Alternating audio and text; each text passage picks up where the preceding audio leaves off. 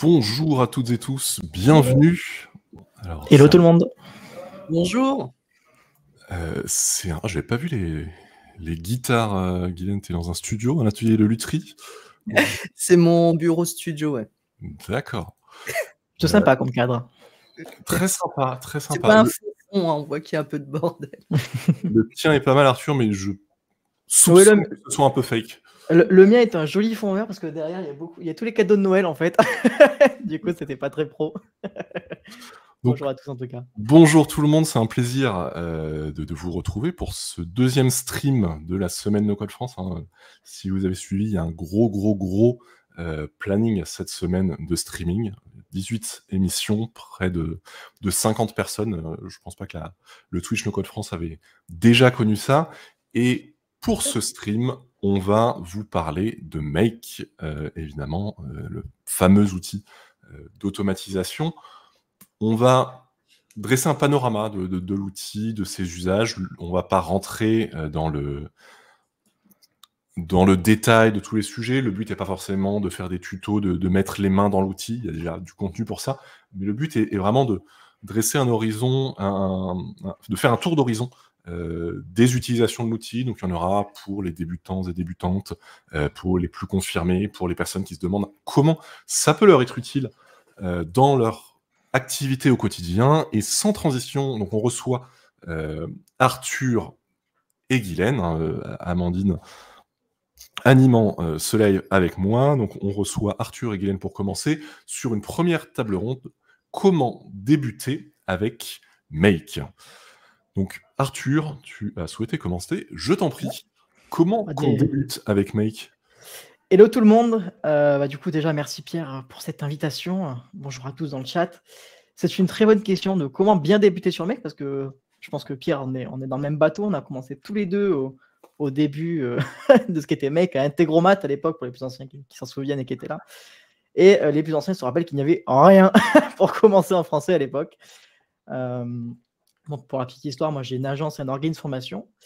Et on a commencé avec mes associés en 2021. Donc, comment vous dire que toutes les conneries qu'on a pu faire sur Make, et les plus vieux le savent, qu'on en a fait beaucoup tous ensemble. Et du coup, l'idée aujourd'hui, c'est de vous partager un petit peu mon expérience et vous donner un peu les bonnes clés pour commencer sur Make. Alors, j'avais envie de commencer déjà par la première chose à mon sens, et je pense que Pierre, ça devrait te plaire, c'est la schématisation. Je pense que c'est quelque chose qu'il faut parler dès le début. Alors, juste, vous pouvez me confirmer, vous voyez bien mon écran, s'il vous plaît. Je crois que Pierre, tu l'as partagé. C'est tout bon. Ok, parfait.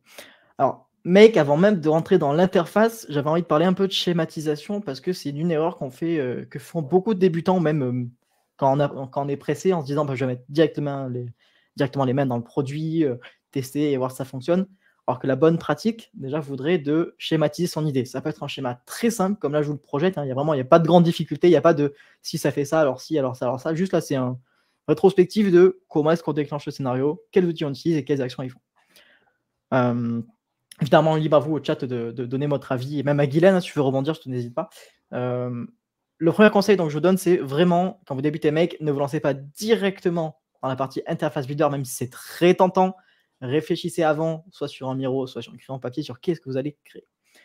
La première chose qu'il faut identifier dans votre scénario d'automatisation, ce sont les déclencheurs. Donc, grosso modo, qu'est-ce qui va faire que votre automatisation va se déclencher? Les modules que vous allez utiliser, donc les logiciels qui vont faire cette opération, et quelles sont les actions qui vont faire les logiciels que vous allez utiliser. Donc là, moi, j'ai pris un cas très simple. Grosso modo, j'ai un clic-bouton. Ça va récupérer une info dans PineDrive. Je vais créer des dossiers dans mon G-Drive et créer des tâches dans ClickUp et me notifier dans Slack. Ça, c'est une version très simple et vraiment pas besoin d'aller sur des flux ultra complexes. Il y en a qui sont 10 fois plus compliqués, mais ça ne sert à rien d'aller jusque-là quand on débute. Vraiment juste, voilà, petit schéma simple. Et voilà, encore une fois, ça peut être fait sur crayon papier. Ça fonctionne très, très bien.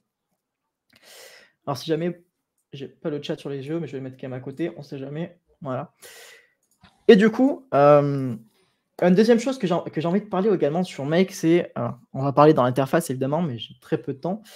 L'idée, c'est que un scénario n'a pas besoin d'être complexe pour qu'il fonctionne.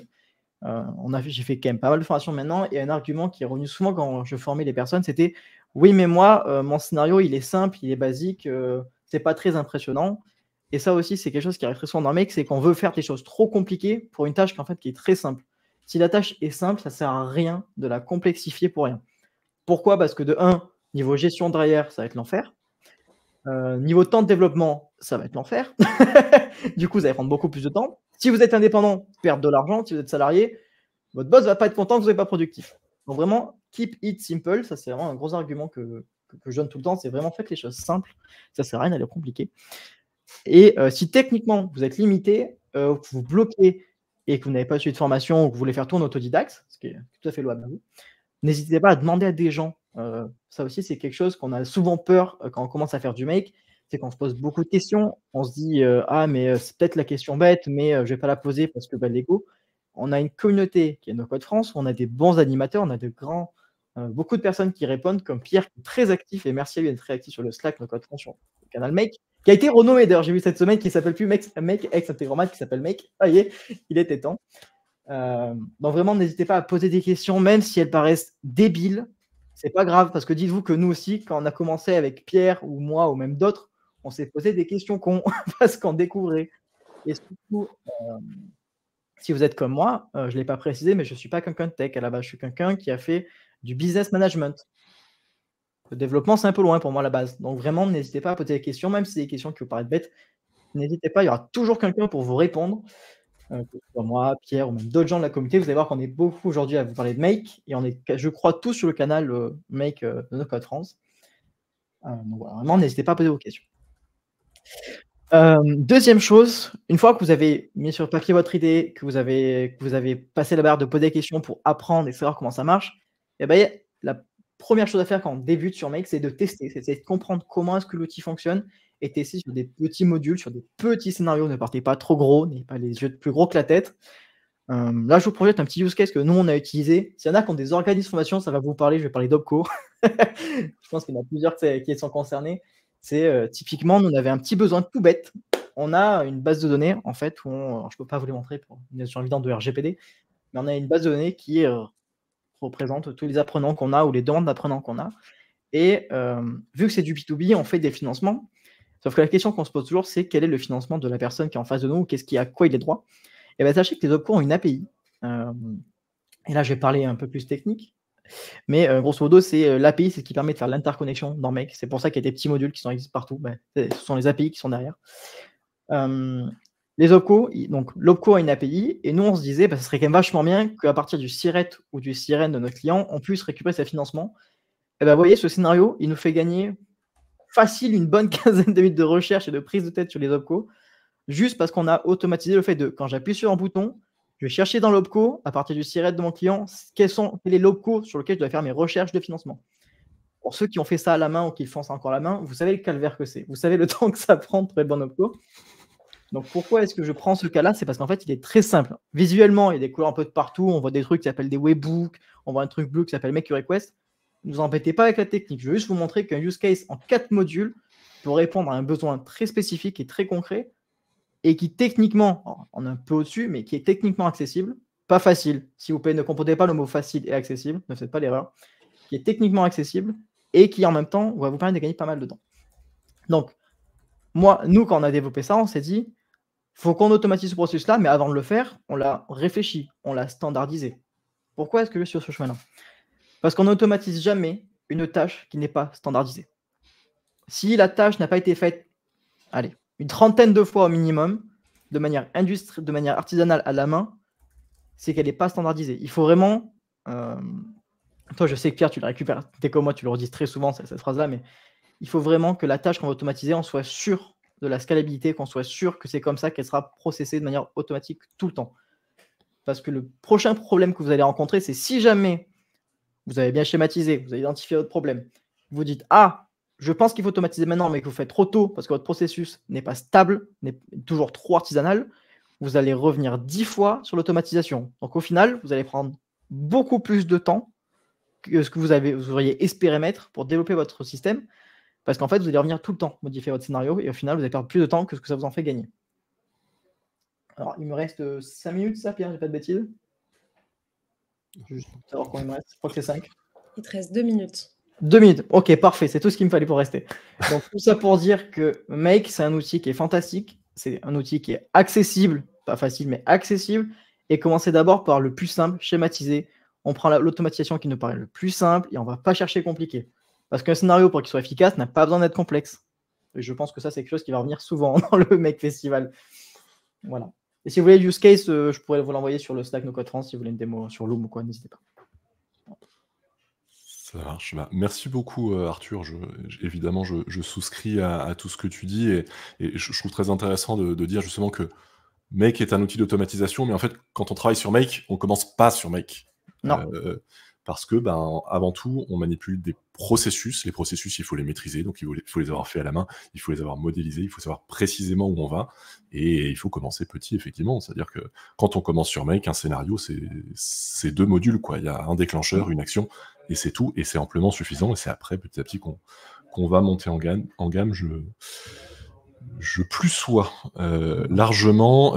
J'ajouterais juste que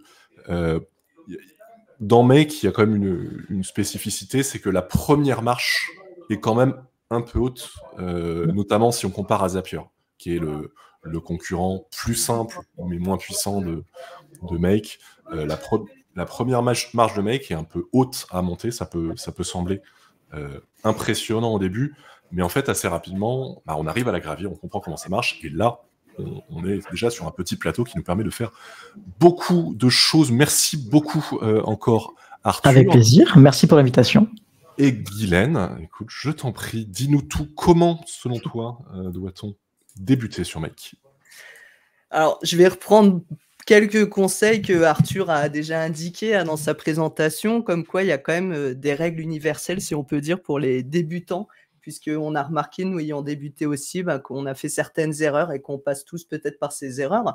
Donc moi, je ne vais pas m'étaler ici trop sur la technique, et merci Arthur d'avoir présenté de façon graphique les modules, un petit peu ce qu'est Make. Pour ceux qui ne connaissent pas, ça me permettra que vous puissiez visualiser un petit peu les conseils.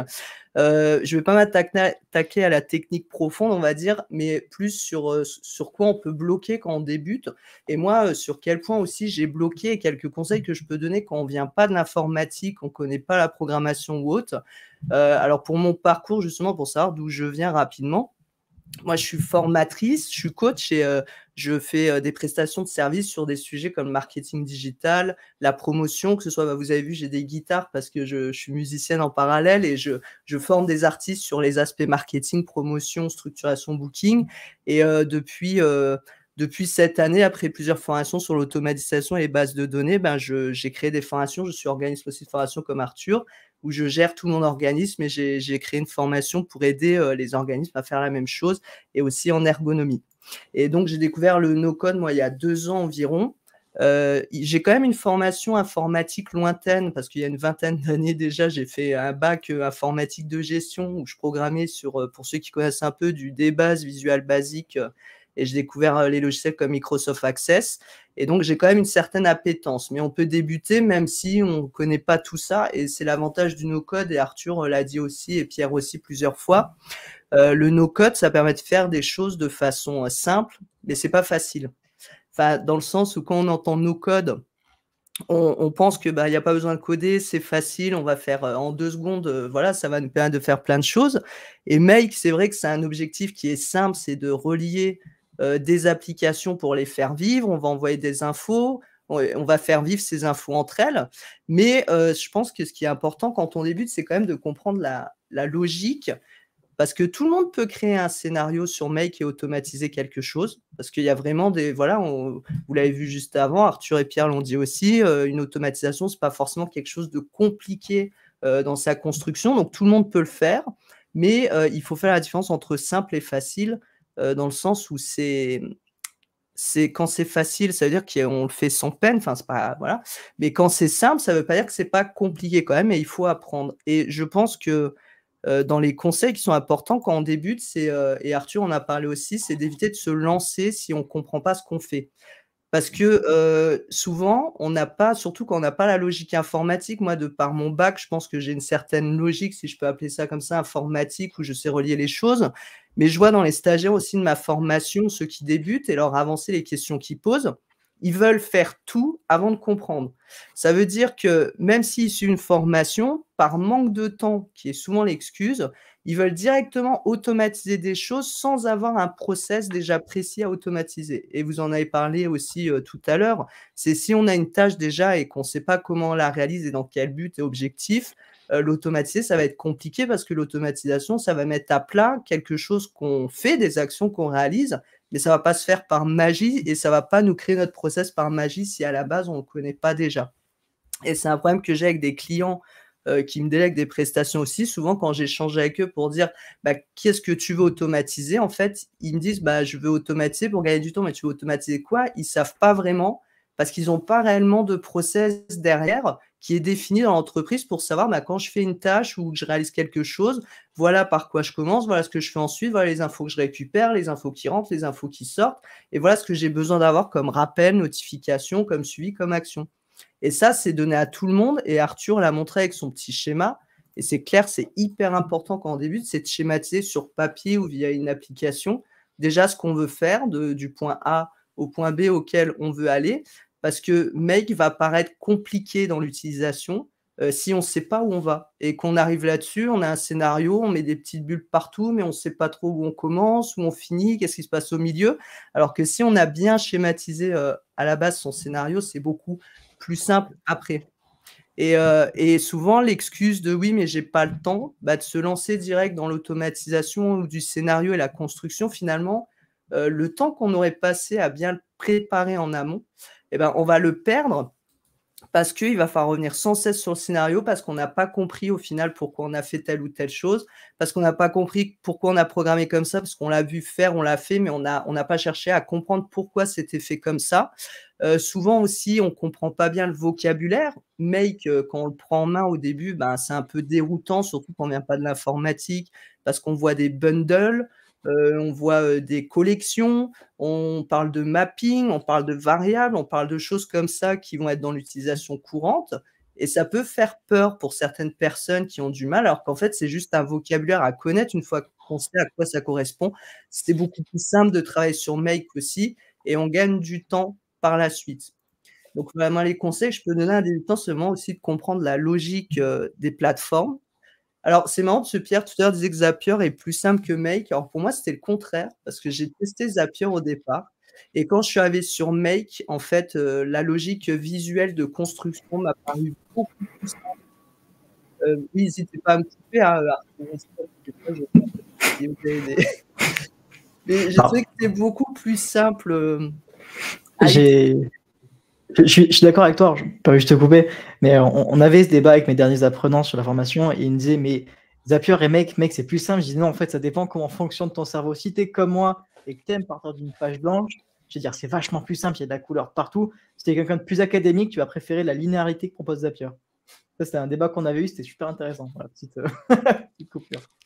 Effectivement, les outils ne sont pas accessibles de la même manière par tout le monde. Il y a vraiment des outils qui correspondent à notre manière de fonctionner et d'autres non. L'outil le plus clivant en la matière, c'est probablement Bubble, où il y a des gens pour qui c'est impossible et d'autres personnes pour qui c'est hyper intuitif. Et c'est vrai que moi, Make, ce qui m'a plu, c'est j'ai trouvé son adaptivité. Je sais plus comment on dit, pardon. Enfin, vous avez compris le mot. Mais parce que Zapier, alors, je sais pas si ça a changé, mais c'est vrai que quand on construisait un scénario, par exemple, on veut envoyer un devis par mail, donc on génère le devis, ensuite on l'envoie par mail, on stocke dans le Drive.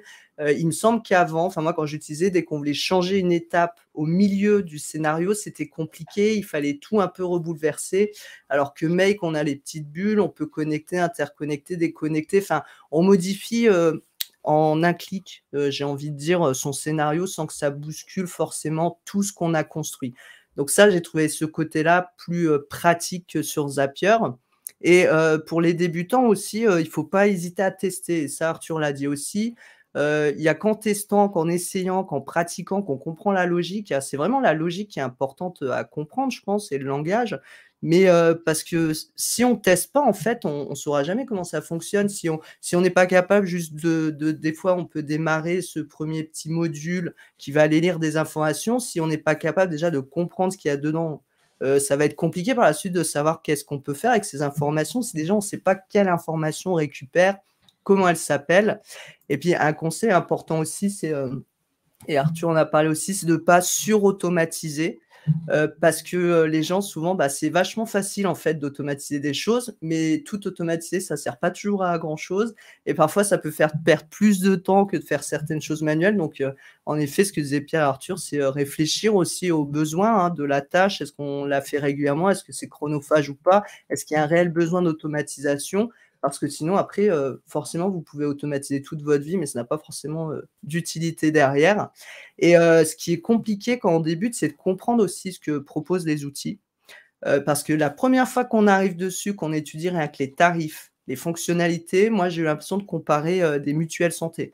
Parce que j'ai trouvé ça super compliqué, parce que je trouve que les plateformes, déjà, elles ne comptabilisent pas les opérations pareil, elles n'utilisent pas forcément les mêmes termes ou les mêmes termes, mais ça ne veut pas dire forcément la même chose.